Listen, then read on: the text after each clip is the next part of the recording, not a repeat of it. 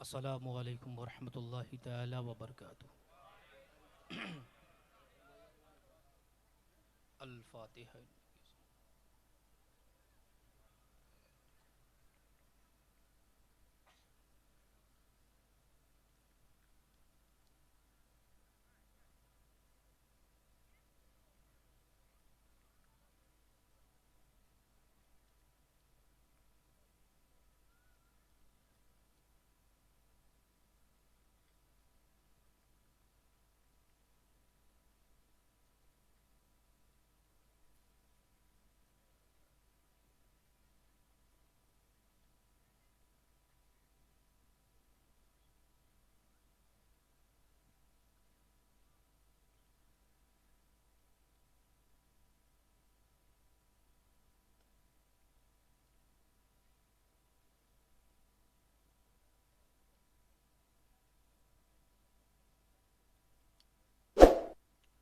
ले खमसतुन वफ़ी बिहा हर्रल वबाइल हातिमा अल मुस्तफ़ा वल मुर्तज़ा व बनाहुमा वल फातिमा। गौसे आज़म बाबा ने बेसरो सामा मदद क़िबले दी मदद काबे ईमा मदद मोइनुद्दीन हसन आलम पनाहे बसुए माँ गरीबा एक निगाहे। ऐ अशरफ़े ज़माना ज़माने मदद नुमा दरहाय बस्तराज कलीदे करम कुजा। अशरफियम नारे चिश्ती निज़ामी मी जन्म बंदे मखदूम अशरफ नाम नामी मी जन्म। हम पर हो अहमद का साया और अशरफ का करम सैयदी मुख्तार अशरफ बासफ़ा के वास्ते। क़ालल्लाहु तबारक व तआला फ़ी शान हबीबिहिल करीम इन्नल्लाह व मलाइकतहु युसल्लूना अलन नबी या अय्युहल्लज़ीना आमनू सल्लु अलैहि व सल्लिमू तस्लीमा। अल्लाहुम्मा सल्लि अला सय्यिदना व शफ़ीअना हबीबना मौलाना मुहम्मद व बारिक व सल्लिम कमा तुहिब्बु व तर्दा बि अन तुसल्ली अलैहि सलातु व सलामुन अलैका या रसूलल्लाह सल्लल्लाहु तआला अलैहि वसल्लम। सुब्हान रब्बिका रब्बिल इज़्ज़ति अम्मा यसिफून व सलामुन अलल मुरसलीन वल्हम्दुलिल्लाहि रब्बिल आलमीन। बिहक़ ला इलाहा इल्लल्लाह मुहम्मदुर रसूलुल्लाह सल्लल्लाहु अलैहि वसल्लम।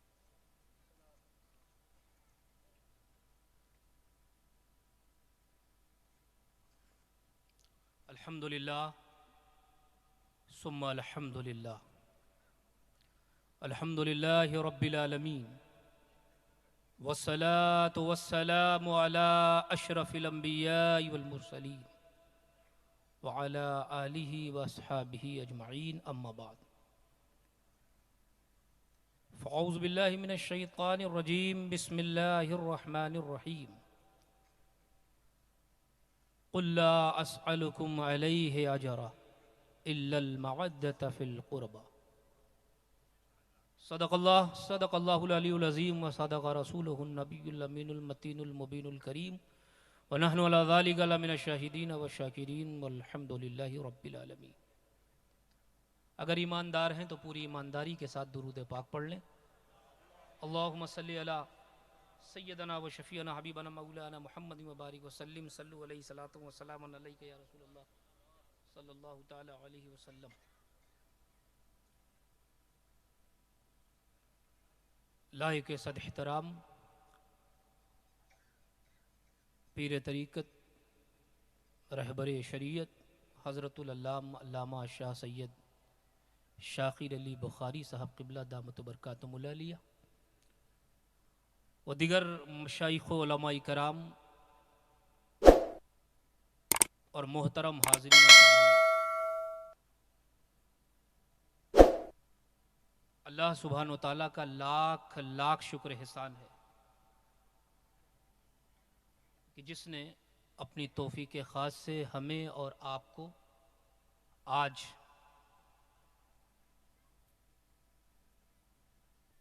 फैज़ान मियाँ मोटन शाह रहमतुल्लाह अलैह कॉन्फ्रेंस में हाज़िरी का शरफ़ अता किया और अपनी और अपने महबूब मुकर्रम नबी रहमत सल्लल्लाहु तआला अलैहि वसल्लम की याद, तालीमात और इरशादात के हवाले से बाहम्मिल बैठने की तौफ़ीक़ अता फ़रमाए। इस सालाना उर्स के प्रोग्राम के इनेकाद पर मैं उर्स कमेटी के तमाम लोगों को, तमाम कारकुनान को, वाबस्तगान को, सरपरस्तान को दिल की अता गहराइयों से हदिये तबरीक को तहसीन पेश करता हूँ कि जिस वफा, ईसार और पाकीज़ा जज्बे के साथ नबी और आले नबी से इश्क व मोहब्बत का रिश्ता जोड़कर इस महफ़िल को सजाया है, इस महफ़िल के रोल को प्ले किया, अल्लाह पाक उनकी खिदमतों को, काविशों को कबूल व मंजूर फरमाए और हज़रत फैज़ान, हज़रत मोतन शाह रहमतुल्लाह अलैह के फैज़ान से हम सबको माला माल फरमाए। दोस्तों, रात बूढ़ी हो चुकी है, खतीब तो जवान है, जो लोग मज़े के लिए आए थे वो चले गए और जो वाकई सुनने के लिए आए हैं वो बैठे हुए हैं। और इन महफिलों में आया नहीं जाता, बुलाया जाता है, और जब बुलाया जाता है तो नवाजा भी जाता है।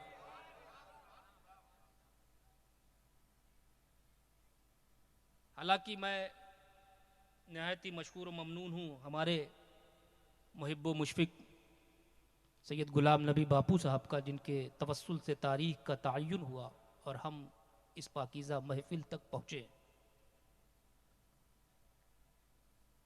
कमेटी वालों से मैं कहना चाहूँगा, जो तारीख़ आपने मुझसे ली थी बज़रिए मौलाना गुलाम नबी साहब सैयद बापू, वो तारीख़ तो अब रही नहीं। टाइम देख लो ना भाई, 12 की तारीख ली थी ना, 12 तो बच चुके हैं, अब कौन सी तारीख लग गई है? 13। तो मैं कमेटी वालों से सिर्फ इतना ही कहना चाहूँगा कि मैं वसूली तौर पर अब खिताब करने का पाबंद नहीं हूँ, यानी मैं आज़ाद हूँ। आपने जो तारीख ली थी, अगर उस तारीख में तकरीर करवाते तो जो चाहते बुलवाते, जो कहते मैं बोलता, लेकिन अब मैं वसूली तौर से आपका पाबंद नहीं हूँ।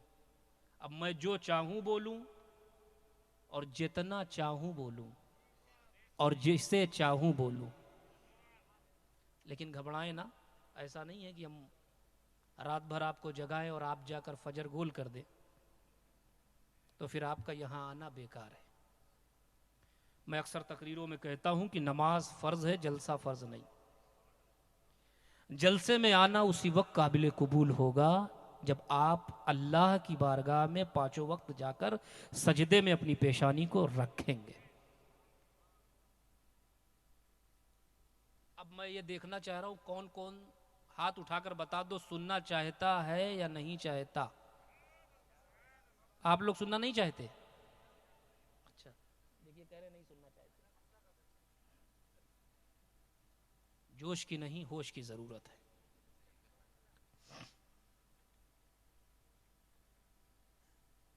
अजीज़ान मिल्लत इस्लामिया, रात का अच्छा खासा वक्त गुजर चुका है और 12 से पहले आम तौर से आँख खुली रहती है, मुंह बंद होता है, लेकिन 12 के बाद आँख बंद मुंह खुल जाता है।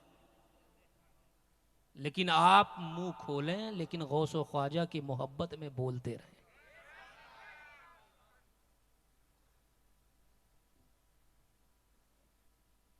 हजरात, माहौल खूबसूरत है और आज हम सब अल्लाह के एक बरगुज़ीदा महबूब बंदे के उर्स पाक की तकरीब में हाजिर हैं, शरीक हैं। मेरी दुआ है कि इस खूबसूरत माहौल में आप भी खूबसूरत हो जाएं। वक्त का तकाजा है कि हम माहौल को खूबसूरत बनाएं और वक्त हमसे ये भी मुतालबा कर रहा है कि हम सूफिया कराम, बुजुर्गान दीन की तालीमात और उनकी रवायात को जिंदा करें। आज मैं इस यकीन, इस नज़रिए और इस अकीदे के साथ कुर्सी खिताबत पर मुतमक्किन हूँ कि जहाँ आप हजरात बैठकर मेरी बात सुन रहे हैं, वहीं जिसके उर्से पाक में आप आए हैं, जो साहिब मज़ार हैं, वो भी मेरी बात सुन रहे हैं। इस अकीदे के साथ मैं खिताब कर रहा हूँ। दोस्तों, वक्त हमसे मुतालबा कर रहा है, तकाजा कर रहा है कि हम अपनी अजीम खानकाहों के पैगामात को नशर करें। और उसमें सबसे अहम और बुनियादी चीज जो है वो ये है कि हम और आप सब मिलकर अपने अंदर इत्तिहाद पैदा करें। क्या पैदा करें? थोड़ी देर आप मेरी गुफ्तगू सुनिएगा ताकि आने वाली बात आसानी से समझ में आ जाए। हम और आप सब मिलकर अपने अंदर क्या पैदा करें? इत्तिहाद पैदा करें, यूनिटी पैदा करें, एकता पैदा करें। ये बहुत जरूरी है, बहुत जरूरी। वातसिमु बिहब्लिल्लाहि जमीअन वला तफर्रकू। अल्लाह की रस्सी को मजबूती से पकड़ो। क्या मतलब? बटकर ना रहो, जुदा जुदा ना रहो, अलग अलग ना रहो, बल्कि मुत्तहिद हो जाओ, एक हो जाओ। ये कुरान हमसे क्यों मुतालबा कर रहा है कि अल्लाह की रस्सी को मजबूती से पकड़ो? जब ईसाई करीमा के अंदर हम झांक कर देखते हैं, उतर कर समझने की कोशिश करते हैं, तो मेरे अजीज, इफ्तराक, इंतशार, इख्तलाफ, डिस्प्यूट वहीं पैदा होता है जिसने रस्सी को मजबूती से ना पकड़ा हो। जिसने रस्सी को मजबूती से ना पकड़ा हो, डिस्प्यूट वहीं पैदा होता है। अब आप कहेंगे रस्सी है क्या? अल्लाह की रस्सी, हबलुल्लाह, अल्लाह की रस्सी। किसकी रस्सी? हम सबको किसकी रस्सी पकड़ना है? अल्लाह की रस्सी को मजबूती से पकड़ो। हबलुल्लाह, अल्लाह की रस्सी। अब ये अल्लाह की रस्सी है क्या? तो इस सिलसिले में मुफस्सिरीन इकराम की 3 तफसीर मेरी नजरों से गुजरी। हबल की जो तफसीर है वो 3। पहली तफसीर, बड़ी जल्दी से मैं आप तक बात पहुंचाने की कोशिश कर रहा हूं। हबल की जो तफसीर है 3, जो मेरी नजरों से गुजरी। पहली तफसीर, हबलुल्लाह, अल्लाह की रस्सी से मुराद। बाज मुफस्सिरीन फरमाते हैं कि अल्लाह की रस्सी से मुराद अल्लाह का दीन है। क्या है? अल्लाह का, बोलिए अल्लाह का। तो क्या माना हुआ? अल्लाह के दीन को मजबूती से पकड़ो। अल्लाह के दीन को मजबूती से पकड़ने का मतलब अल्लाह के। अब एक सवाल यहां एक और पैदा होता है कि अल्लाह का दीन है क्या? अल्लाह के दीन को मजबूती से पकड़ो तो अल्लाह का दीन है क्या? तो फिर जवाब देता है इन्नद दीन इंदल्लाहिल इस्लाम, अल्लाह का दीन इस्लाम है। इस्लाम को मजबूती से पकड़ो। फिर सवाल होता है अल्लाह के दीन को, इस्लाम को मजबूती से पकड़ने का मतलब? तो मतलब यह है जो भी दीन की तालीमात है, हिदायत है, उस पर हमें और आपको सबको अमल करना है। पकड़ने का मतलब यह है, पकड़ने का मतलब यह है जो दीन की तालीमात है, हिदायत है, उस पर हमें और आपको सबको क्या करना है? अमल करना है। दीन के पकड़ने का मतलब यह है दोस्तों, पकड़ने का मतलब यह नहीं हजरत हमने दीन को पकड़ रखा है। कहां पकड़ रखा है? कहा बस पकड़ रखा है? कहां पकड़ रखा है? कैसे पकड़ रखा है? अजान हो रही नमाज के लिए मस्जिद ना जाओ, यह दीन का पकड़ना है। अल्लाह ने सेहत दिया, रोजा न रखो, यह दीन का पकड़ना है। साहिबे निसाब हो, ज़कात अदा ना करो, यह दीन का पकड़ना है। साहिबे इस्तिताअत हो, हज ना करो, यह दीन का पकड़ना है। माँ बाप का दिल दुखाओ, उनकी तौहीन करो, उनसे जबान लड़ाओ, उनको अजियत पहुंचाओ, यह दीन का पकड़ना है। मेरे अजीज, मेरे नौजवानों, माँ बाप की बात आई तो मैं एक नसीहत के तौर पर कहता चलूं, याद रखें माँ बाप एक ऐसी नेमत है जिनका कोई बदल नहीं है। माँ बाप एक ऐसी नेमत है जिनका कोई बदल नहीं है। औलाद और नहीं है, दूसरी शादी कर लो, उससे औलाद और हो सकती है। दूसरी शादी आप कर सकते हो, लेकिन मां बाप नहीं रहे तो फिर दूसरे मां बाप नहीं मिलने वाले, उन जैसा शफीक को शफकत करने वाला नहीं मिले। इसलिए हमारे चचा अम्मा मोहतरम हमेशा नसीहत फरमाते हैं कि बेटा इस बॉडी पर, इस पूरी बॉडी स्ट्रक्चर पर 2 एहसान सबसे बड़े हैं। जिसने इसे फरामोश कर दिया, याद रखो उसकी दुनिया भी तबाह हो जाएगी, उसकी आखिरत भी। वो 2 एहसान कौन से हैं? अम्मा मोहतरम चचा जान हुजूर गाजी मिल्लत फरमाते हैं बेटा ये 2 एहसान ये हैं इस पूरी बॉडी पर दो एहसान सबसे बड़े हैं। एक एहसान जिसने हमें पैदा किया, यानी अल्लाह तबारक व तआला, इस बॉडी पर सबसे बड़ा जिसने हमें पैदा किया वो अल्लाह तबारक व तआला। और दूसरा बड़ा एहसान जिसके जरिए हमें पैदा किया वो माँ बाप। इसीलिए उलमा फरमाते हैं कि अल्लाह की जितनी भी इबादत कर लो उस इबादत का हक अदा नहीं कर सकते, और माँ बाप की जितनी भी खिदमत कर लो उस खिदमत का हक अदा नहीं कर सकते। हमने तो ये देखा है, आज एक भाई, ये दौर चल रहा है, दौरे पुरफितन, जिस दौर से हम गुजर रहे हैं, एक भाई दूसरे भाई को अपने से ज्यादा कामयाब देखना नहीं चाहता। एक दोस्त अपने दूसरे दोस्त को अपने से ज्यादा कामयाब नहीं देखना चाहता। एक खानदान दूसरे खानदान को अपने से ज्यादा कामयाब होते नहीं देखना चाहता। लेकिन इस जमीन पर वाहिद रिश्ता सिर्फ माँ बाप का है कि एक बाप अपने से ज्यादा अपनी औलाद को कामयाब देखने में फक्र महसूस करता। एक माँ अपने से ज्यादा अपने बेटे बेटियों को सुकून में देखकर सुकून महसूस करती। अजीजान मिल्लत इस्लामिया, तो इसलिए कभी इन्हें तकलीफ देने की कोशिश मत करना, वरना तुम्हारी दुनिया भी बेकार हो जाएगी, तुम्हारी कब्र और कयामत भी खराब। अजीजान मिल्लत इस्लामिया, तो माँ बाप का दिल दुखाओ ये दीन का पकड़ना है, गीबत करो ये दीन का पकड़ना है, झूठ बोलो ये दीन का पकड़ना है, चुगलखोरी करो ये दीन का पकड़ना है, पड़ोसियों का ख्याल ना रखो ये दीन का पकड़ना है, शादियों में डेक लगा के गाने चलवाओ ये दीन का पकड़ना है, यहूदियों के लाए हुए कल्चर को अपने दीनी रस्म और रिवाज में अडॉप्ट कर दो और फक्र महसूस करो ये दीन का पकड़ना है। नहीं प्यारे, ये सब बेदीनी है। फिर दीन के पकड़ने का मतलब क्या है? तो सुनो, 5 वक्त की नमाज तुम पर फर्ज है, पढ़ना होगा। रोजा तुम पर फर्ज है, रखना होगा। साहिब निसाब हो तो ज़कात तुम पर फर्ज है, देना होगा। साहिब इस्तिताअत हो तो हज तुम पर फर्ज है, करना होगा। अल्लाह ने तुम्हें दौलत दिया है तो उस दौलत से गरीबों की मदद करना होगा, बेवाओं का सहारा बनना होगा, यतीमों के सर पे शफकत का हाथ फेरना होगा। और अल्लाह ने अगर तुम्हें बेटा बेटी जैसी नेमत अता की है तो उनकी शादियों में गैर शरई उमूर नहीं, यहूदियों के लाए हुए कल्चर नहीं, फैशन नहीं, बल्कि अपने बेटे बेटियों की शादियों में जिक्र खुदा और जिक्र मुस्तफा की महफिल का इनेकाद करना। तो दीन के पकड़ने का मतलब यह है कि जो भी दीन की तालीमात है, हिदायत है, उस पर हमें और आपको सबको अमल करना है।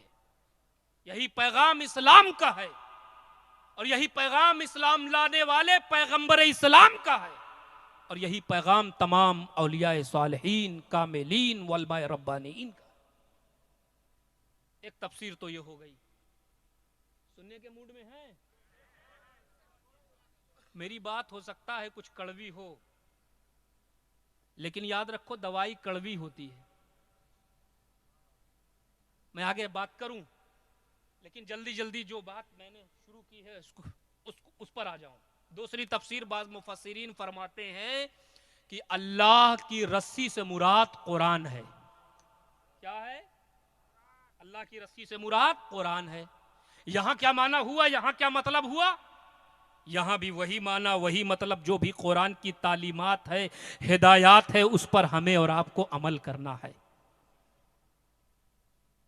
लेकिन अफसोस के साथ कहना पड़ रहा है, कुरानी तालीमात और हिदायत पर अमल करना तो दूर, आज हमारे नौजवानों को, बच्चों को, बच्चियों को 10-20 मिनट बैठकर कुरान पढ़ने के लिए उनके पास वक्त नहीं। जब पूछो कहते हैं हजरत वक्त नहीं है, क्या बताएं, मसरूफ जिंदगी है, तिजारत है, बिजनेस है, सब परेशानी बताना शुरू कर देते। बताओ एक लम्हे के लिए इस कुरान को हम नहीं पढ़ेंगे, इस कुरान को हम नहीं समझेंगे तो क्या इसे गैर समझेंगे जो इसे मिटाने की नापाक साजिशें रच रहे हैं? अज़ीज़ान मिल्लत इस्लामिया, इस कुरान को हम पढ़ें, हम समझें, ताकि हमें पता लग सके कि हमारा रब हमें कैसा देखना चाहता है और आज हम कैसे दिखते हुए नजर आ रहे हैं। इस कुरान को हम पढ़ें, हम समझें, ताकि हमारा रब, हमें पता लग सके कि हमारा रब हमें कैसा बनाना चाहता है और अब आज हम कैसे बनते हुए नजर आ रहे हैं। लेकिन अफसोस के साथ कहना पड़ रहा है, ये कुरान हमें कब याद आता है? ये कुरान हमें कब याद आता है? ये कुरान हमें तब याद आता है जब रूह ना निकल रही हो। ये कुरान हमें कब याद आता है? जब रूह ना निकल रही। इमाम साहब को बुलाओ, हाफिज साहब को बुलाओ, सूरे यासीन की तिलावत करें। ये कुरान तब हमें याद आया जब रूह ना निकल रही हो, तो कुरान यानी मारने के लिए। इसी पे अल्लामा इकबाल तड़पे थे और कहा था, नादान तू कुरान को मारने के लिए इस्तेमाल कर रहा है। अरे कुरान मारने के लिए नहीं आया, बल्कि मुर्दा दिलों को जिंदगी बख्शने के लिए। क्योंकि जो कुरान से जुड़ जाता, तवज्जो, जो कुरान से जुड़ जाता है, फिर कुरान उन्हें मरने नहीं देता। जो कुरान से जुड़ जाता है, फिर कुरान उन्हें मरने नहीं देता। अगर यकीन नहीं है तो मैदान करबला में देखो, जब कुरान पर यजीदियत की मर्ज लगी, कुरान पर यजीदियत की गर्द लगी, तो हुसैन उठ खड़े हुए, ऐ कुरान हम तुझे मिटने नहीं देंगे, अपना जवान बेटा कुर्बान कर देंगे। ऐ कुरान हम तेरी इज्जतों से खिलवाड़ होने नहीं देंगे, अपना जवान भतीजा कुर्बान कर देंगे। ऐ कुरान हम तुझे तेरी इज्जतों से छेड़छाड़ होने नहीं देंगे, अपना मासूम अली असगर कुर्बान कर देंगे। ज़ैनब उठ खड़ी हुई, ऐ कुरान हम तेरी इज्जतों को पामाल होने नहीं देंगे, अपना मासूम मोहम्मद कुर्बान कर देंगे। तो कुरान ऐलान करता है, ऐ नबी के घर वालों, जब तुम मुझे मिटने नहीं दोगे तो हम भी वादा करते हैं तुम्हारे 72 टुकड़े हो जाए, कयामत तक हम तुम्हें मरने नहीं देंगे। नारे तकबीर, नारे रिसालत, शहजादा गौसे आजम पीर मखदूम मियां मोहतज शाह का दामन। सुभान अल्लाह, माशाअल्लाह। फिर कुरान ऐलान करता है, नबी के घर वालों, जब तुम मुझे मिटने नहीं दोगे तो हम भी वादा करते हैं कि कयामत तक तुम्हारे 72 टुकड़े हो जाएं करबला की धरती पर, खून जिस्म से निकल जाए, खानदान कट जाए, इससे पहले कोई दुश्मनाने इस्लाम तुम्हें मुर्दा कहे, हम उसकी जबान को रोक देंगे और कुरान में ऐलान करते हुए नजर आएंगे, वला तक़ूलू लिमन युक़्तलु फी सबीलिल्लाहि अम्वात बल अहया वला किल्ला तशुरू। बल अहया, बल्कि वो जिंदा हैं। कौन? जो अल्लाह की राह में शहीद हो जाए। तुम्हें शऊर नहीं उनकी जिंदगी का। मेरे अजीज, जो कुरान से जुड़ जाता है, फिर कुरान उन्हें मरने नहीं देता। लेकिन अफसोस, वो कुरान हमें कब याद आता है? वो कुरान हमें तब याद आता है जब रूह ना निकल रही हो। हाफिज साहब को बुलाओ, सूरे यासीन की तिलावत करें। ये कुरान हमें कब याद आता है? ये कुरान हमें तब याद आता है जब रूह निकल जाए, तो मदरसे के तलबा को बुलाओ, कुरान खानी कराओ, खत्म पे खत्म कराओ, फिर कुरान याद आए। तब कुरान याद आया। लेकिन याद रखो, आले मोहम्मद वो है जिनका ताल्लुक कुरान से ऐसा है, जब तक जीते रहे हुसैन कुरान की तिलावत करते रहे। कटने के बाद नेज़े पे हुसैन ने तिलावत करके बताया कि आले मोहम्मद का ताल्लुक कुरान से जीते जी भी है, और कटने के बाद नेज़े पर हुसैन का सर कुरान की तिलावत कर। अजीज़ान मिल्लत इस्लामिया, लेकिन कुरान कब याद आता है? अफसोस के साथ कहना पड़ रहा है, ये कुरान हमें तब याद आता है जब कसमें खाना हो। ये कुरान हमने समझा है सिर्फ इसलिए आया है कि मौलाना साहब, हजरत साहब, सैयद साहब इसकी आयतों को निकाल कर ताबीज बनाकर दे दें। कुरान सिर्फ इसलिए आया है, कुरान सिर्फ इसलिए आया है। याद रखो, कुरान किताबे हिदायत है, कुरान हमारी जिंदगी की सरबलंदी की जमानत है, कुरान किताबे हिदायत है। लेकिन हमने क्या समझा है? कुरान सिर्फ इसलिए आया है, कसमें खाना हो तो कुरान याद आता है। जब शादी होती है, मालूम नहीं यहां होता है या नहीं, लेकिन अक्सर हिंदुस्तान के अक्सर हिस्सों में मैंने देखा कि जब शादी होगी, दुल्हन को घर के अंदर दाखिल करेंगे तो उसके ऊपर कुरान हाथ पे लिए रहेंगे, कहेंगे कुरान के साए में लाओ ताकि मुसीबत अंदर ना आने पाए। यानी कुरान एक स्कैनर है जो मुसीबतों को खींच लेता है, स्कैन कर लेता है। ये कुरान हमें तब याद आता है। अब कुरान याद आया जब दुल्हन दहलीज पर पहुंची, और वो भी साहब गनीमत है, दुल्हन अंदर गई, कुरान लपेट कर सवार के अलमारी में चला गया। जिसकी इज्जत बनी थी, जिस शौहर की इज्जत बनी थी, जिस पर हलाल हुई, उस बेगैरत शौहर ने अभी नहीं देखा। वीडियोग्राफी करने वाले वीडियोग्राफी कर रहे हैं, तब कुरान याद नहीं आया। कभी क्लोज करके उसके होठों की सुर्खियां दिखाई जा रही, कभी जेवरों की नुमाइश हो रही है, कभी दहेज की नुमाइश हो रही है वीडियोग्राफी के जरिए, तब कुरान याद नहीं आया। जब जवान जवान बच्चियां ढोलक की थाप पे नाच रही थी, तब कुरान याद नहीं आया। यहूदियों का कल्चर अपनाकर अपने उस शादी में फख्र महसूस किया जा रहा था, ढोलक बजाई जा रही थी, तब कुरान याद नहीं आया। कुरान सिर्फ कब याद आएगा? कुरान सिर्फ तकलीफों में याद आएगा, कुरान सिर्फ परेशानियों में याद आएगा, कुरान सिर्फ दुखों में याद आएगा, खुशियों में कुरान नहीं याद आएगा। जब बच्चों का बर्थडे सेलिब्रेट करते हैं, तब कुरान याद नहीं आता। जब अकीके की तकरीब है, तब कुरान याद नहीं आता। शादियों में 10 दिन तक गैर शरई तरीके अडॉप्ट किए जा रहे हैं। आज हमारे दीनी रस्म रिवाज में यहूदियों के कल्चर लाकर फख्र महसूस किया जा रहा है, शो ऑफ किया जा रहा है, दिखावा किया जा रहा है, शादियों में खिलाकर अपनी वाहवाही लूटी जा रही है, तब कुरान याद नहीं आता। कुरान सिर्फ दुखों में याद आता, कुरान सिर्फ तकलीफों में याद आता। ये मुनाफिकत है प्यारे, इस मुनाफिकत से निकलो दोस्तों। याद रखो, आज हमारे मुआशरे में 2 तरह की मुनाफिकत ने जन्म ले रखा है। आज हमारे मुआशरे में 2 तरह की मुनाफिकत ने जन्म ले रखा है। एक है निफाक़े तकादी और एक है निफाक़े अमली। एक है अकीदे की मुनाफिकत, एक है अमल की मुनाफिकत। और आसान कर दूं, कुछ लोग वो हैं जिनका अकीदा तो अच्छा है, अकीदे में कोई शक नहीं, अकीदे में कोई खराबी नहीं, अकीदे में कोई कमी नहीं, कमी है तो सिर्फ अमल में कमी है। और दूसरे वो लोग बदबख्त हैं जिनका अमल तो कदरे बेहतर है। नमाज के लिए तो बोलो शहर शहर, गांव गांव, मोहल्ला मोहल्ला, मस्जिद मस्जिद, गली गली, कूचा कूचा जाने को तैयार है, लेकिन अकीदे में शक। इसलिए जब बात अकीदे की आएगी तो कभी नबी के अख्तियारात पे हमला, कि नबी की अजमत पर हमला, उनकी बुलंदी पर हमला, उनकी शान में तौहीन आमेज अल्फाज का इस्तेमाल। जिनका अकीदा अच्छा है, अमल खराब, वो कोई और नहीं, हम सुन्नी हजरात हैं।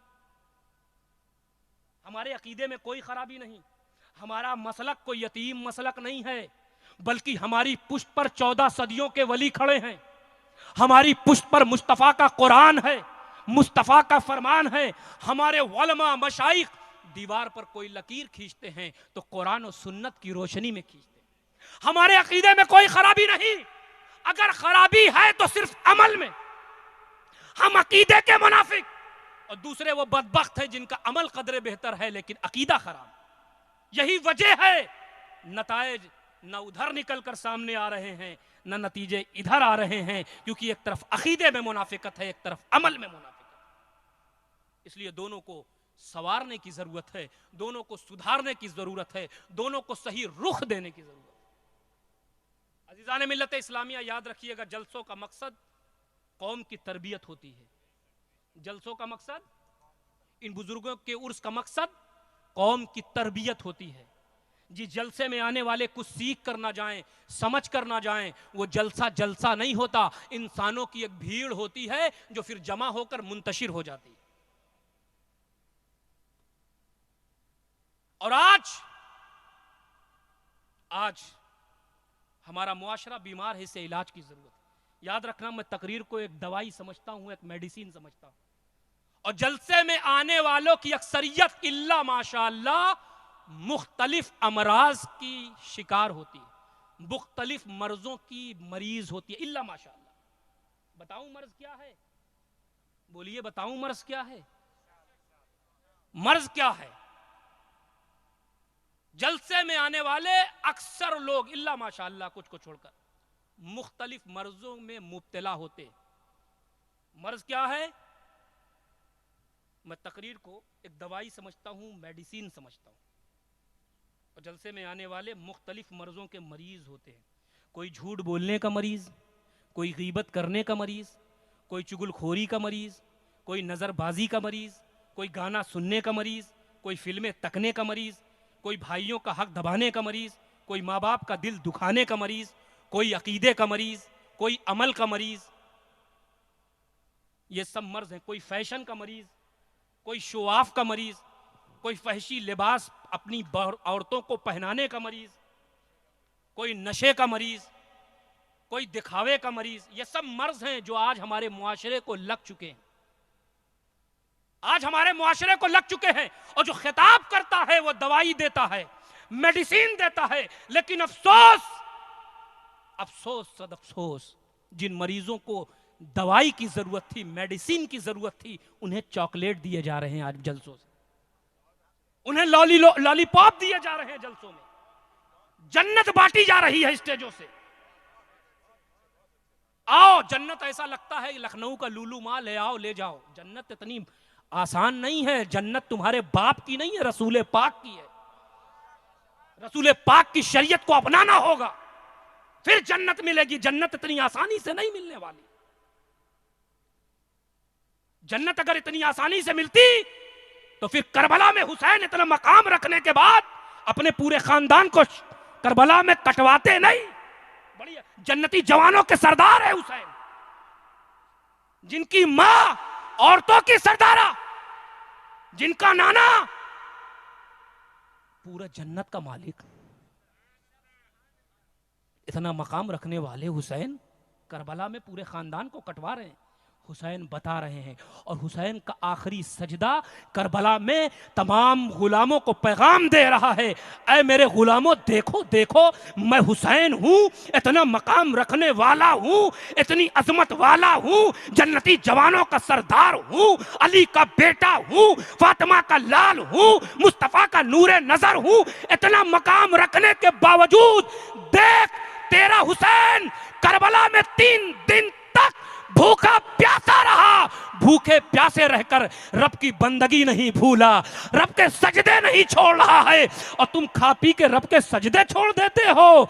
अरे तेरा हुसैन करबला में कटने के बाद नोके नेज़ा पर तेरे हुसैन की जबान कुरान की तिलावत करती रही, और तुम घर में कुरान रख के कुरान की तिलावत नहीं करते।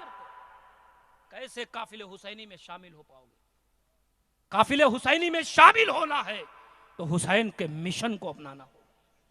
करबला से हुसैन ने जो पैगाम दिया, उस पैगाम पर अमल करना होगा। आखिरी सजदे में हुसैन ने बता दिया कि नमाज कितनी इंपॉर्टेंट है, कितनी जरूरी है नमाज। तो कोई क्या है? झूठ बोलने का मरीज। ये सब मर्ज हैं जो हमारे मुआशरे को लग चुके हैं, और जो तकरीर करता है, जो खिताब करता है, दोस्तों वो दवाई देता है। क्या करता है? मेडिसिन देता है। मुझे बताओ, शुगर के मरीज को मिठाई खिलाओगे तो जिंदा रहेगा? ब्लड प्रेशर के मरीज को नमक खिलाओगे जिंदा रहेगा? मुझे बताओ, एक लम्हे के लिए जिंदा रहेगा? डायबिटिक के मरीज को अगर 1 किलो मिठाई खिला दोगे तो जिंदा रहेगा? अच्छा, मुझे एक बात का जवाब दो। टेस्ट समझते हो ना? टेस्ट, लज्जत चटनी में ज्यादा है या रोटी में? बोलिए, टेस्ट किस में ज्यादा है? हाथ उठाकर बताओ, टेस्ट किस में ज्यादा है, चटनी में या रोटी में? रोटी वाले हाथ उठाएं। अच्छा, चटनी वाले हाथ उठाओ। लज्जत, टेस्ट चटनी में ज्यादा है या रोटी में? बोलिए, चटनी में। अब कोई कहे हम तो चटनी खाएंगे, हम तो सिर्फ चटनी खाएंगे, तो कसम खुदा की 4 दिन वो चटनी खाएगा, 5वें दिन चटनी उसे खा जाएगी। मैं मानता हूं टेस्ट, लज्जत चटनी में ज्यादा है, लेकिन जिस्म को कुव्वत रोटी देती है। ये गाने, ये बजाने, ये तमाम चीजें तुम्हारे कानों को चस्का देंगे, लेकिन तुम्हारे जिस्म को, तुम्हारे दिल को कुव्वत मुस्तफा का कुरान देगा, मुस्तफा का फरमान देगा। अजीज़ाने मिल्लत इस्लामी, आज हमारा मुआशरा बीमार है, इलाज की जरूरत है। इलाज कहां है? एक मोटी सी बात कहता हूं, अगर आपको पसंद आ जाए और आपके दिल में उतर जाए तो मैं समझूंगा मेरा खिताब वसूल हो गया। इलाज कहां है? इलाज कहां है? एक मोटी सी बात, बहुत ज्यादा तफसील में जाकर समझाने की जरूरत नहीं। इलाज कहां है? ये लफ्ज आप बार बार सुनते हैं उलमा से, मशाइखीन से, मशाइख से, तमाम हुफ्फाज़े कराम से, कि कुरान हकीम हमसे ये फरमाता है। कुरान हकीम में ये लिखा है, सुनते हैं कि नहीं? कुरान हकीम हमसे ये कहता है, कुरान हकीम में ये आया है। कुरान के साथ हकीम का लफ्ज भी लगाते हैं। कुरान के साथ हकीम बोलते हैं या नहीं बोलते? कुरान, बोलिए, कुरान हकीम है। ये सब हम जानते हैं कुरान हकीम है। हम सब जानते हैं कुरान हकीम है, और हम सब मानते हैं कि हम सब बीमार हैं। हम जानते हैं कुरान हकीम है और हम मानते हैं कि हम सब बीमार, तो फिर इस हकीम से इलाज क्यों नहीं करवाते? इस हकीम से इलाज क्यों नहीं करवाते? अगर हमने इस हकीम से इलाज करवाया होता तो हमारी बहू बेटियों का लिबास गैर इस्लामी नहीं होता। अगर इस हकीम से हमने इलाज कराया होता तो हम गाने नहीं सुन रहे होते, कुरान सुन रहे होते। अगर इस हकीम से हमने इलाज कराया होता तो हम अल्लाह उसके रसूल की बातें सुन रहे होते। अगर इस हकीम से हमने इलाज कराया होता तो हम अपने माँ बाप का एहतराम कर रहे होते, हम अपने माँ बाप की रिस्पेक्ट कर रहे होते। अगर इस हकीम से हमने इलाज कराया होता तो झूठ, गीबत, चुगलखोरी, तमाम बुरे काम से हम अपने आप को रोके होते।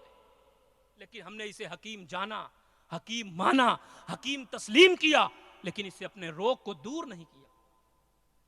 अजीजाने मिल्लत इस्लामिया, याद रखो, जिस दीन के हम मानने वाले हैं, आज जिस दौर से हम गुजर रहे हैं, ये फितनों का दौर है। इस्लाम के हर पहलू पर हमला हो रहा है। कभी ऐसा होता था कि इस्लाम के किसी एक पहलू पर हमला होता था, लेकिन आज चौतरफा हमला हो रहा है। कहीं हिजाब पे पाबंदी, कहीं नमाज पे पाबंदी, कहीं मस्जिद को गिराने की बात, कहीं तुम्हारी मज़ारात को तोड़, तुम्हारे औलिया इज़ाम की मज़ारात को तोड़ने की बात, कहीं तुम्हारी शरीयत में मदाखलत, कहीं कुरान की तब्दीली की बात। इस्लाम के हर पहलू पर हमला हो रहा है। अब भी अगर आपने होश के नाखून न लिए तो याद रखो, आने वाली नस्लें हमें कभी माफ नहीं करेंगी। जिस दीन के हम मानने वाले हैं उसके 4 हिस्से हैं। कितने हैं? 4 हिस्से हैं, जिनको मिलाएं तो दीन मोहम्मदी की तस्वीर मुकम्मल होती है। जिनको मिलाएं और उनमें से अगर कोई एक हिस्सा गलत हो गया तो ईमान सिरे से साबित ही नहीं होता, और अगर साबित होता है तो नाकिस रहता है, अधूरा रहता है। पहला हिस्सा अकायद का है, दूसरा हिस्सा इबादात का है, तीसरा हिस्सा मामलात का है, और चौथा हिस्सा अखलाकियात का है। इन चारों को मिलाएं तो दीन मोहम्मदी की तस्वीर मुकम्मल होती है। पहला हिस्सा किसका है? अकीदे का। आज इस पहलू पर भी हमला। आज कुछ मुफ्त के मुफ्ती यूट्यूब पर बैठकर कभी सहाबा की आड़ लेकर अहले बैत पर, कभी अहले बैत की आड़ लेकर सहाबा की गुस्ताखी का सिलसिला जारी है। याद रखो, यह अहले सुन्नत का अकीदा है कि सहाबा भी हमारे सरों का ताज है, अहले बैत भी हमारे सरों का ताज है। कोई घर वाला है तो कोई दर वाला है। ना हम घर वालों को छोड़ेंगे ना दर वालों को छोड़ेंगे, क्योंकि नबी के दोनों करीब थे। तो जब नबी के करीब, वो हम सब के हबीब। तो आज हमारे अकीदे को खराब करने की इस पहलू पर भी हमला। दूसरा शोबा इबादत का है। आज हमें यहूदियों ने मोबाइल पकड़ाकर, मोबाइल में तरह तरह के ऐप डालकर हमें इबादत से गाफिल कर दिया है। आज इस पहलू पर भी हमला है, इस पे गौर करो। लव लाभ में फंसाकर हमें इबादत से गाफिल कर दिया गया, इस पहलू पर भी हमला। तीसरा शोबा है मामलात। आज हमारे मामलात बिगाड़ का शिकार हैं, इस पहलू पर भी हमला। हमारी अखलाकियात तबाह हो चुकी है, इस पहलू पर भी हमला। उसकी वजह क्या है? सबब क्या है? तो सबब सिर्फ ये है, हमने दीन का वो हिस्सा तो लिया जिसका ताल्लुक ज़ौक के साथ है, शौक के साथ है, मस्ती के साथ है, मज़े के साथ है। दीन का वो हिस्सा पकड़ लिया, लेकिन उस हिस्से को दीन के छोड़ दिया जिससे अमल से तबीयत पर बोझ पड़ता था, जिसमें ईसार था, जिसमें कुर्बानी थी, जिसमें बलिदान था, जिसमें सैक्रिफाइस थी। उस हिस्से को छोड़ दिया। और आसान कर दूं, और आसान कर दूं, सुनिए, कड़वा सच है। नियाज पकड़ लिया, नमाज छोड़ दिया। नियाज हमने अपने पास रख लिया। क्यों? नियाज में से पैसा ही तो लगता है, और नमाज में फजर में नींद कुर्बान करनी पड़ेगी, जोहर में तिजारत कुर्बान करनी पड़ेगी। जिसमें कुर्बानी थी, जिसमें मेहनत लगती थी, दीन के उस हिस्से को छोड़ दिया। और जिसमें आसानी थी, बैठ गए, महफिल समा सुन लिया, मस्ती आई, मजा आया, दिल को नहीं कान को सुकून मिला। जो कानों का चस्का पूरा करे उस हिस्से के दीन को पकड़ लिया, जो ज़हनी तायुश है दीन के उस हिस्से को पकड़ लिया, जिसमें मजा है, जिसमें मस्ती है, उस हिस्से को पकड़ लिया, और जिसमें कुर्बानी देनी थी, जिसमें बलिदान था, जिसमें मेहनत लगती थी, दीन के उस हिस्से को। याद रखो, इस वक्त जिस तेजी के साथ दोस्तों हम लादीनियत के दलदल में फंसते जा रहे हैं, हमारी जिंदगियां गैर इस्लामी खुतूत पर चल रही है, हमारी अमली जिंदगी से इस्लाम निकलता जा रहा है, हर तरफ शैतानत राज कर रही है। वो घर जिनकी चार दीवारियों में कुरान पाक की तिलावत का नूर गूंजना था, आज वहां फिल्मी गाने गूंज रहे हैं। हमारे उम्मत मुस्तफा की वो बेटियां जिनकी पुष्ट पर कभी गैर महरम की नजर नहीं पड़नी थी, आज उनके बरहना जिस्म फहशी लिबास पहनकर बाजारों की जीनत बन रहे हैं। अजीजान मिल्लत इस्लामिया, वो मस्जिदें जो नमाजियों से भरी रहनी थी, उनकी चटाइयां नमाजियों की मुंतजिर है, इंतजार कर रही है। हमारी वो कुरान जो हमारी झोलियों से जुदा नहीं होना था, आज पढ़ने वालों का अलमारियों में सजा सवरा पढ़ने वालों का इंतजार कर रहा है। हमारी आइडेंटिटी खतरे में है, हमारा तशख्खुस खतरे में है, हमारी पहचान खतरे में है। याद रखो, हमारे आने वाले बच्चों का मुस्तकबिल खतरे में। अजीजान मिल्लत इस्लामिया, नमाज की बात आई तो सुन लो। आज जुमा के दिन आप तो खुद देखते होंगे, मुझे बताने की क्या जरूरत, जुमा के दिन पूरी मस्जिद भर जाती है, लेकिन 5 वक्त का हाल देखो तो 1-2 सफ मुश्किल। ईद में ईदगाह भी भर जाती है, मस्जिद में हो तो मस्जिद भर जाती है। तो इससे क्या पता चला, जलसों में तादाद दिखाने से कोई फायदा नहीं, तादाद दिखाना है तो मस्जिदों में दिखाओ। अजीजान मिल्लत इस्लामिया, मेरे आका फरमाते कुर्रतु आइनी फी सलात, नमाज मेरी आंखों की ठंडक है। तुम यहां पर नमाज पढ़ते हो और गुंबदे खजरा में मुस्तफा की आंखों को ठंडक पहुंचती रहे। आज गलत फहमी मत पालो। और सुनो, एक हदीस पाक भी याद आ गई। मेरे तुम्हारे आका फरमाते हैं कि मेरा दिल चाहता है, हमारे तुम्हारे आका फरमाते मेरा दिल चाहता है, मैं मोहम्मद मेरा दिल चाहता है कि मैं मुअज्जिन से कहूं मस्जिद नबवी में अजान दो।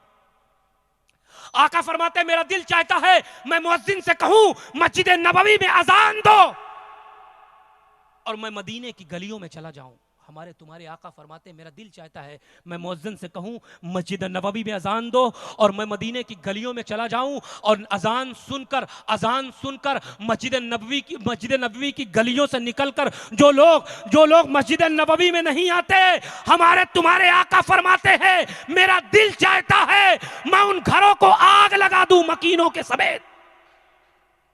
हमारे तुम्हारे आका फरमाते हैं मैं उन घरों को आग लगा दूं सरो सामान के समेत। मुझे एक लम्हे के लिए सोचो प्यारे, एक लम्हे के लिए दावत फिक्र देना चाहता हूं कि जो नबी बेनमाजियों के घरों को आग लगाना चाहते हैं, वो कल बरोज़े हश्र बेनमाजियों को सीने लगाएंगे। मुखालते में मत रहो, गलत फहमी मत पालो। याद रखो, नमाज अफजलुल इबादत है, नमाज शान बंदगी है, नमाज कारून जिंदगी है, नमाज रज़ा इलाही का बाइस है, नमाज मेयार इंसानियत है, नमाज ईमान की पहचान है, और नमाज बंदे को मौला से मिलाती, बेहयाई से बचाती है, बुराई से रोकती। अजीजान मिल्लत इस्लामिया, इसलिए अपना डायरेक्शन, अपना रुख अल्लाह की तरफ। आज जो दुनिया में जलील हो रहे हैं, आज मुसलमानों को जो सताया जा रहा है, जो तकलीफ आज हम सह रहे हैं, वो तो बदमालियों का नतीजा है। वरना पहले थे 72 तो करते थे सरदारी, आज है करोड़ों तो करते हैं गुलामी। आज हमारे ईमान को छीनने की फिर यहूदियों ने तरह तरह के हथकंडे अपना रखे हैं। आज उन्होंने आपके हाथ में मोबाइल देकर, तरह तरह के वेब सीरीज देखकर आपको और आपके ईमान को छीनने की नापाक साजिशें रच रहे हैं। रच क्या रहे हैं? रच चुके हैं, हमारे घरों में पहुंचा चुके हैं अपनी साजिशों का आला। अजीजा ने मिल्लत इस्लामिया, बस आखिरी बात कह दूं, हजरत साद बिन अबी वक़ास एक जंग में जा रहे थे। आज भी ये यहूदी इस्लाम के दुश्मन कल भी थे, आज भी हैं, कल भी साजिशें रचते रहे, आज भी साजिशें रच रहे हैं। कल इस तरह रची थी कि जब एक जंग में हजरत साद बिन अबी वक़ास कमांडर ऑफ चीफ बनाकर भेजे गए, उनके तमाम साथ नौजवान सहाबा की जमात भी थी, जा रहे थे घोड़े से दौड़ाते हुए। उन यहूदियों ने, उन इस्लाम के दुश्मनों ने अपनी तलवारों के मुकाबले में हमेशा तलवार लेकर आते थे, लेकिन उस दिन अपनी चाल बदल दी। अपनी लड़कियों को, बरहना लड़कियों को सामने खड़ा कर दिया, नंगा करके खड़ा कर दिया कि जवान सहाबा की जमात आएगी, नफसानी ख्वाहिशात उभरेगी, अपना ईमान खो बैठेंगे, अपना ईमान खराब कर लेंगे। उन्होंने साजिश ये रची, अल्लाह अकबर, हजरत साद बिन अबी वकास घोड़े को दौड़ाते हैं, जैसे ही उनकी नजर पड़ी, नजर झुकाई और अपने जवान सहाबियों के आगे घोड़े को दौड़ाया है, और दौड़ाने के बाद उन बच्चियों की तरफ अपना जिस्म, अपनी पुश्त की है, और नौजवान सहाबा की तरफ मुखातब हुए और फरमाया, ऐ मेरे जवान सहाबियों सुनो, आज कुफ्र का ईमान से एक अलग मुकाबला है। आज काफिरों ने अपनी चाल बदल दी है। तलवार के मुकाबले में तलवार लेकर आते थे, लेकिन आज तुम्हारे ईमान को बर्बाद करने के लिए, तबाह बर्बाद करने के लिए अपनी नंगी बेटियों को, अपनी बहना बेटियों को तुम्हारे सामने खड़ा कर दिया है, ताकि तुम्हारी जवानी बर्बाद हो जाए, तुम्हारा ईमान बर्बाद हो जाए, तुम्हारा इस्लाम तबाह हो जाए।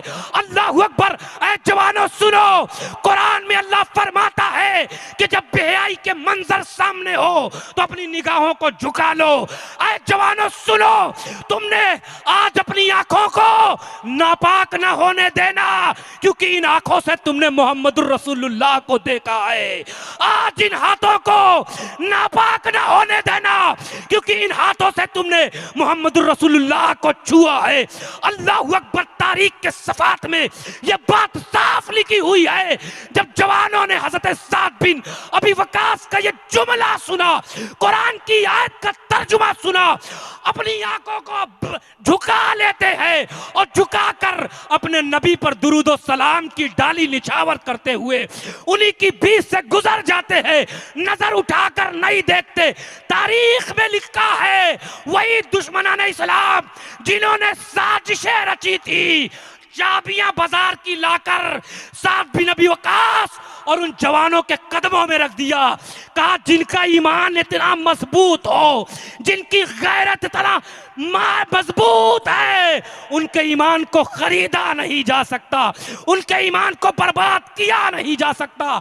अरे बाजार में लड़कियां दावतें नजारा देती रही और ये जवान मोहम्मद के नशे में चूर होकर अपने नबी पर दुरूद पढ़ते हुए उन्हीं के बीच से गुजर गए, नजर उठाकर देखा नहीं। अरे जब इनके ईमान का ये आलम है तो इनके नबी की शान का आलम क्या हो।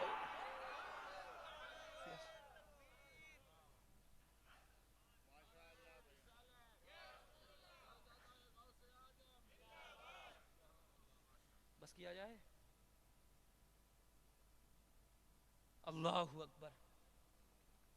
अभी तो हम आयत पे आए ही नहीं, तमहीद में ही सारा वक्त चला गया।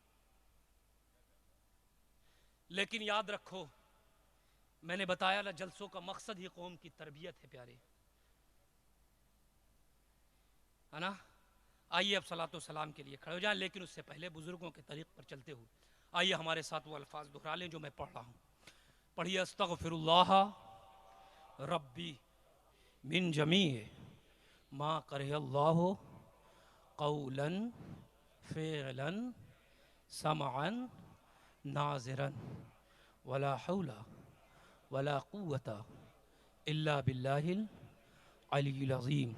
ऐ अल्लाह, सिद्क़ दिल से मैं तौबा करता हूँ और तेरे महबूब को वसीला बनाकर अपनी तमाम तर गुनाहों की माफ़ी मांगता हूँ। ऐ अल्लाह, हमारी तौबा को कबूल फरमा और हमें अपने महबूब की शरीयत पर अमल करने वाला बना दे। आमीन सुम्मा आमीन। अस्तगफिरुल्लाह रब्बी मिन कुल्लि ज़ंबिन व अतूबु इलैहि व आखिरु दअवाना अनिल हम्दुलिल्लाहि रब्बिल आलमीन। मुस्तफ़ा जाने रहे मत पे लाखों सलाम, शम्ओ बज़ में हिदायत पे लाखों सलाम, शहरे यारे इरम ताजदारे हरम, शहरे यारे इरम ताजदारे हरम, शहरे यारे इरम ताजदारे हरम, नौ बहारे शफात पे लाखों सलाम मुस्तफ़ा जाने रहमत पे लाखों सलाम शम्अ बज़ में हिदायत डाल दी क़ल्ब में अज़मते मुस्तफ़ा डाल दी क़ल्ब में अज़मते मुस्तफ़ा डाल दी क़ल्ब में अज़मते मुस्तफ़ा सैयदिया हज़रत पे लाखों सलाम मुस्तफ़ा जाने रहमत पे लाखों सलाम शम्अ बज़ में हिदायत काश महशर में जब उनकी आमद हो और काश महशर में जब उनकी आमद हो और काश महशर में जब उनकी आमद हो और भेजे सब उनकी शौकत पे लाखों सलाम मुस्तफ़ा जाने रहमत पे लाखों सलाम शम्अ बज़ में हिदायत मुझसे खिदमत के कुदसी कहें हाँ रज़ा मुझसे खिदमत के कुदसी कहें हाँ रज़ा मुझसे खिदमत के कुदसी कहें हाँ रज़ा मुस्तफ़ा जाने रहमत पे लाखों सलाम शम्अ बज़ में या नबी